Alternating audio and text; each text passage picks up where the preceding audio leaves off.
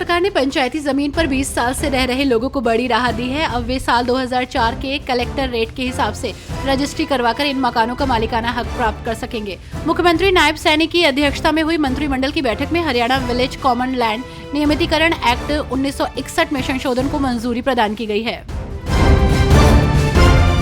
दिल्ली में विधानसभा चुनाव के लिए वोटिंग जारी है। वहीं इसी बीच दिल्ली की मुख्यमंत्री आतिशी के ऑफिस में एक शख्स को 5 लाख रुपए के साथ गिरिखंड नगर में पकड़ा गया है। तो वहीं दूसरी तरफ दिल्ली के पूर्व मुख्यमंत्री अरविंद केजरीवाल के खिलाफ एफआईआर दर्ज हुई है।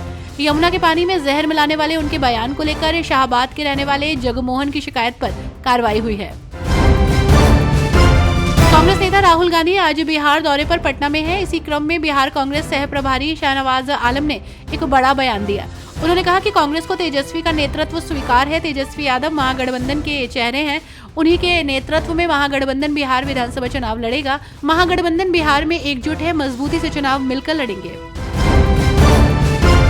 कामकाजी विधानसभा सीट से भाजपा उम्मीदवार रमेश बिधूड़ी ने कहा कि दिल्ली का विकास एक राष्ट्रीय राजधानी के तौर पर हो। जैसे आज भारत दुनिया में पहचाना जा रहा है, उसकी राजधानी दिल्ली भी उसी प्रकार की होनी चाहिए।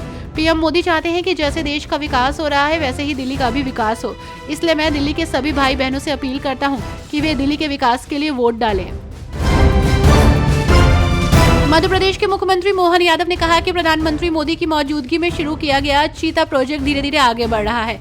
हमारे यहाँ 2 नए मेहमान आए हैं। चीता न केवल हमारे वनों की शान है बल्कि पूरे एशिया की शान है। हम ऐसे और भी प्रयोग करने जा रहे हैं। आम आदमी पार्टी के नेता सौरभ भारद्वाज ने कहा, मैं हमेशा से मानता हूं और कहा भी जाता है कि किसी भी काम में सफलता के लिए 2 चीजों का होना जरूरी है। पहली आपकी मेहनत और दूसरा ईश्वर की कृपा। हमने खूब मेहनत की है। पिछले 5 सालों से लगातार परिश्रम कर रहे हैं, इसलिए हमें परेशान होने की जरूरत नहीं है। दिल्ली की मुख्यमंत्री और आप उम्मीदवार आतिशी ने दावा किया कि दिल्ली विधानसभा चुनाव 2025 केवल एक सामान्य चुनाव नहीं बल्कि एक धर्म युद्ध है। उन्होंने जोर देकर कहा कि दिल्ली के लोग उन लोगों के साथ खड़े हैं जो शहर की प्रगति के लिए काम करते हैं और गुंडागर्दी का समर्थन नहीं करते। अपने खिलाफ हुई एफआईआर पर बोलते हुए आतिशी ने कहा, दिल्ली पुलिस कुछ भी कर सकती है। दिल्ली पुलिस खुलेआम बीजेपी को चुनाव लड़वा रही है।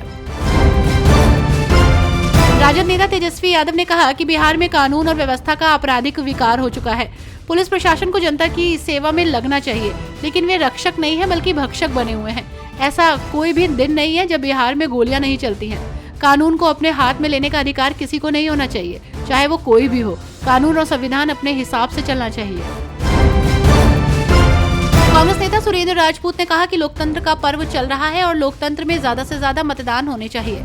100% मतदान ही लोकतंत्र की सच्ची जीत सुनिश्चित करेगा।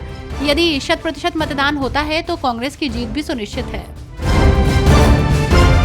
जम्मू कश्मीर के पूर्व सीएम फारूक अब्दुल्ला ने कुलगाम में हुए आतंकी हमले के बाद अपनी प्रतिक्रिया दी। उन्होंने केंद्र सरकार के जम्मू कश्मीर में आतंकवाद खत्म होने के दावों पर भी सवाल उठाया। उन्होंने कहा कि अगर ऐसी घटनाएं होती हैं तो उनसे पूछें कि उनका दावा कहां गया।